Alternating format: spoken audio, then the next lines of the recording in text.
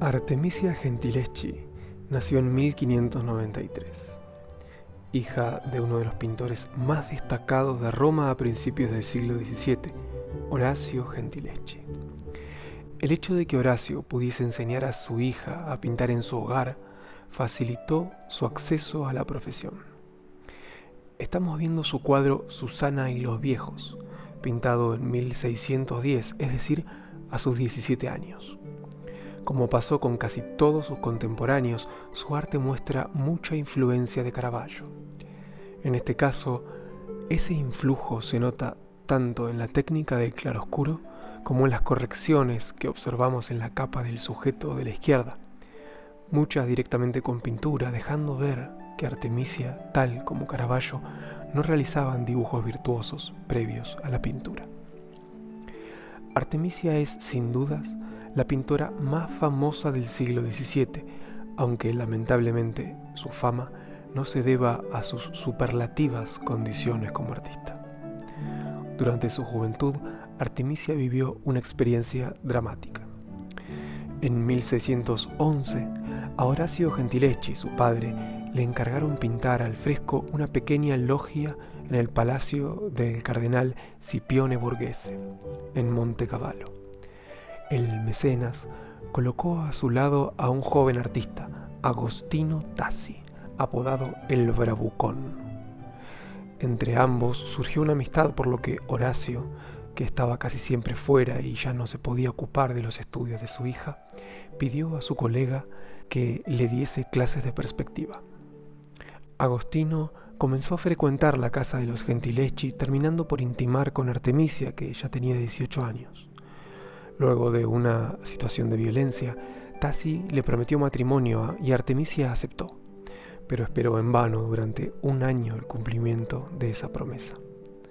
Fue entonces que Orazio Gentileschi denunció a Tassi por violación, ya convencido de que el joven no se casaría con su hija. En el juicio, Tassi fue declarado culpable. Conocemos todos los detalles gracias a la documentación del juicio. Con muchos testigos en contra de Artemisia, incluida la mujer que habitualmente la cuidaba, Artemisia declaró, pero para verificar que su declaración era cierta, se le sometió a los llamados sibilli. Esta técnica consistía en colocar unas cuerdecitas entre los dedos de las manos unidas y girar un palito que apretaba las falanges. Obviamente se trataba de una práctica no solo dolorosa, sino peligrosa para un artista. Mientras le torturaban los dedos, se giró hacia Tassi y le gritó: «Este es el anillo que me das, y estas son tus promesas». El juicio resolvió condenar a Tassi a 5 años de cárcel o al exilio. Tassi optó por este último, aunque gracias a unas amistades influyentes, consiguió volver a Roma 8 meses después, e incluso reanudó su amistad con Orazio, padre de Artemisia. Aproximadamente un mes después de terminar el juicio, Artemisia se casó con el florentino Pierantonio Stiatesi, un pintor no tan importante. La pareja se mudó a Florencia. En poco tiempo, Artemisia consiguió entrar en el círculo del gran duque Cosimo II de Medici, aprendió a escribir, ya que solo sabía leer, y empezó a tratar con nobles e intelectuales como Galileo Galilei, con quien mantuvo una correspondencia epistolar. Este cuadro fue probablemente pintado para Cosimo II de Medici. La escena muestra la historia bíblica según la cual Judith, una viuda judía, sedujo y emborrachó a Holofernes, el general babilonio que amenazaba al pueblo de Israel. El general se quedó dormido y Judith le cortó la cabeza. Ese es el momento sangriento que vemos acá. Este asunto era relativamente común en la época. Rubens y Caravaggio lo pintaron y es probable que Artemisia conociese esas obras. Podemos saber que Artemisia se sintió identificada al pintarlo, ya que se lee en la parte inferior derecha de la obra: Ergo Artemitia Lomi fec. Por lo tanto, Artemisia lo hizo. En 1616 fue la primera mujer admitida en la Academia de las Artes del Dibujo, fundada por Vasari en 1562. Estamos viendo su autorretrato con laúd, pintado en tiempos de su estancia en la Academia de Arte. El verdadero amor de Artemisia no fue su marido, sino su amante, el noble florentino Francesco Maria Maringhi. De la intensa pasión entre ambos es testimonio la amplia correspondencia descubierta hace apenas unos años. Luego de 7 años en Florencia, Artemisia decidió volver a Roma.